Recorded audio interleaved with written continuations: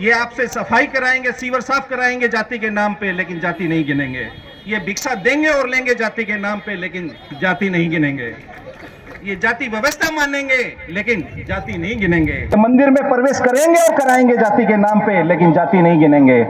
ये किसी को पवित्र मनाएंगे लेकिन जाति नहीं गिनेंगे।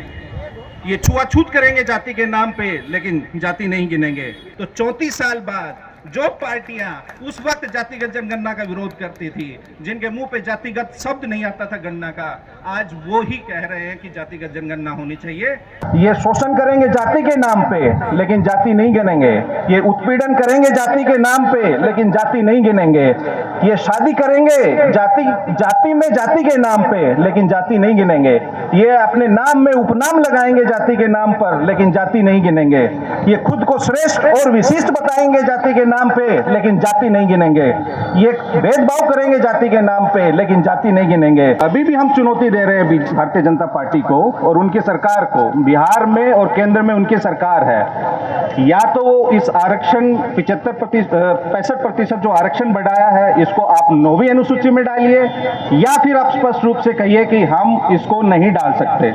लोग आग लगा रहे थे, आपको गाली दे रहे थे, आपका मजाक बना रहे थे, आपको जोकर बता रहे थे, गवाला बता रहे थे, गवार बता रहे थे। इस देश में आप एक पार्टी का नाम बता दीजिए जो कि जातिगत जनगणना के विरुद्ध है।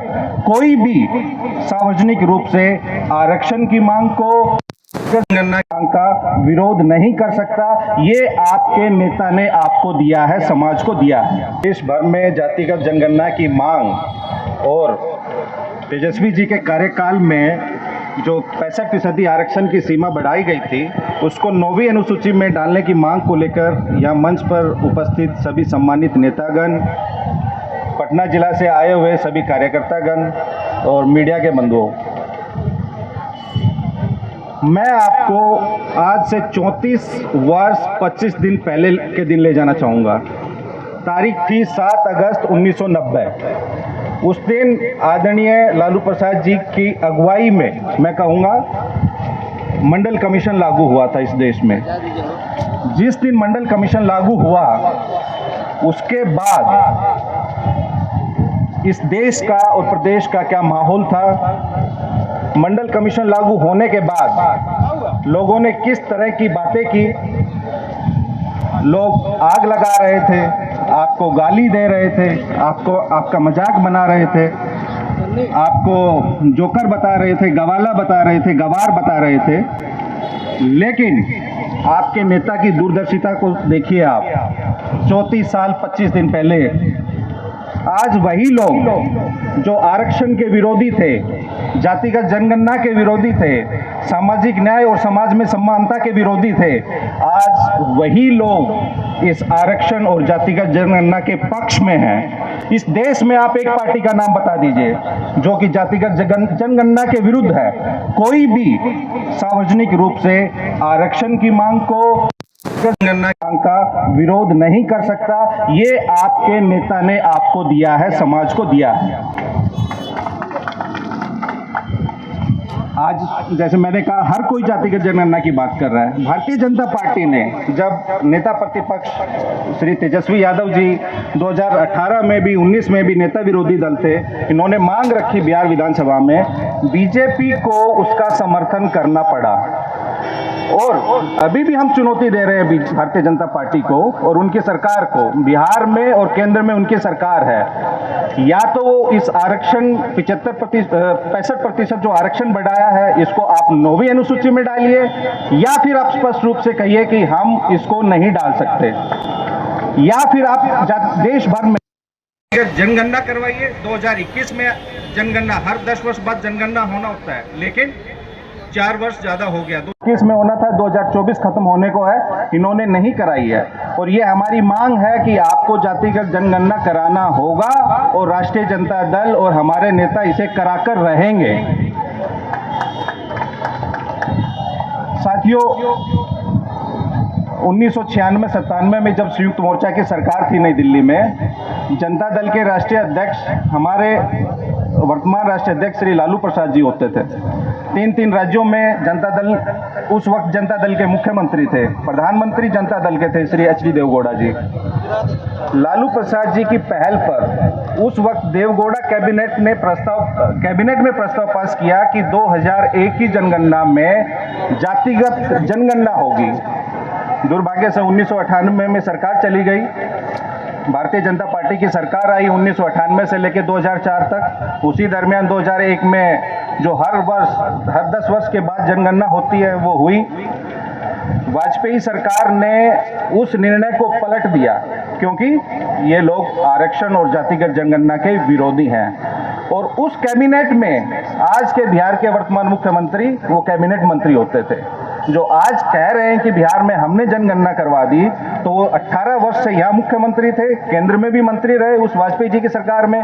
दुर्भाग्य से जब लालू जी केंद्र में मंत्री थे 2004 से 2009, तो उस वक्त 2001 की जनगणना हो चुकी थी, फिर 2011 में जनगणना होनी थी। तो उन्हीं के प्रयास से 2010 में उन्होंने संसद को कई दिनों तक ठप किया और तत्कालीन यूपीए सरकार का बाहर से समर्थन था, लेकिन उस सरकार को मजबूर किया तो उन्होंने सोशियो इकोनॉमिक सर्वे के नाम पे वो जनगणना करवाई। लेकिन फिर जब 14 में सरकार बदली तो इन्होंने उस आंकड़ों को प्रकाशित नहीं किया, कहा कि इन आंकड़ों में कुछ एनोमलीज है, विसंगतियां हैं, इसलिए हम उन आंकड़ों को पब्लिश नहीं करेंगे। हालांकि वो लालू प्रसाद जी की पहल पे ही 5,000 करोड़ रुपए लगा केंद्र सरकार का सोशियो इकोनॉमिक सर्वे कराने का, लेकिन इन्होंने उस डेटा को पब्लिश नहीं किया। तो ये मूलतः ये लोग आरक्षण के और जातिगत जनगणना के विरोधी हैं। और ये लालू जी की वैचारिक विरासत है हम लोगों के पास में, और यही उनकी वैचारिक विरासत हमारी सियासत है। तो इसलिए गांव-गांव में जाके मैं सभी कर्मठ कार्यकर्ताओं से अपील करूंगा, निवेदन करूंगा कि सब लोगों को गांव में, देहात में समझाइए कि जातिगत जनगणना के क्या फायदे हैं और ये जो आरक्षण की सीमा बढ़ाई उससे आपको क्या फायदा होगा। देखिए, कोर्ट कचहरी के चक्कर में इन्होंने 65% को लटका दिया। अब जो 3 लाख नौकरियां माननीय नेता प्रतिपक्ष प्रक्रियाधीन करके आए, अब आपके समाज के जो दलित, पिछड़े, अति पिछड़े लोग हैं उनको उसका फायदा नहीं होगा। वो 49% जो आरक्षण सीमा है उसी में वो नियुक्तियां होंगी, वो चाहे शिक्षा विभाग में हो या किसी में हो। आप 3 से 4 लाख जो नियुक्तियां अभी होंगी बिहार सरकार में, उनमें आप अपना कैलकुलेट करिए कि आपका कितना नुकसान होगा। इसलिए ये लोग नहीं कर रहे हैं, इसको आपको समाज में जाके बताना होगा। तो मैं ज्यादा तो नहीं कहूंगा। जातिगत जनगणना में ये जीव जंतु पशु पक्षी को गिनेंगे लेकिन मनुष्य को नहीं गिनेंगे। ये शोषण करेंगे जाति के नाम पे लेकिन जाति नहीं गिनेंगे। ये उत्पीड़न करेंगे जाति के नाम पे लेकिन जाति नहीं गिनेंगे। ये शादी करेंगे जाति में जाति के नाम पे लेकिन जाति नहीं गिनेंगे। ये अपने नाम में उपनाम लगाएंगे जाति के नाम पर लेकिन जाति नहीं गिनेंगे। ये खुद को श्रेष्ठ और विशिष्ट बताएंगे जाति के नाम पे लेकिन जाति नहीं गिनेंगे। ये भेदभाव करेंगे जाति के नाम पे लेकिन जाति नहीं गिनेंगे। ये सामाजिक तिरस्कार करेंगे आपका जाति के नाम पे लेकिन जाति नहीं गिनेंगे। ये मंदिर में प्रवेश करेंगे और कराएंगे जाति के नाम पे लेकिन जाति नहीं गिनेंगे। ये किसी को पवित्र मनाएंगे लेकिन जाति नहीं गिनेंगे। ये छुआछूत करेंगे जाति के नाम पे लेकिन जाति नहीं गिनेंगे। ये आपसे सफाई कराएंगे, सीवर साफ कराएंगे जाति के नाम पे लेकिन जाति नहीं गिनेंगे। ये भिक्षा देंगे और लेंगे जाति के नाम पे लेकिन जाति नहीं गिनेंगे।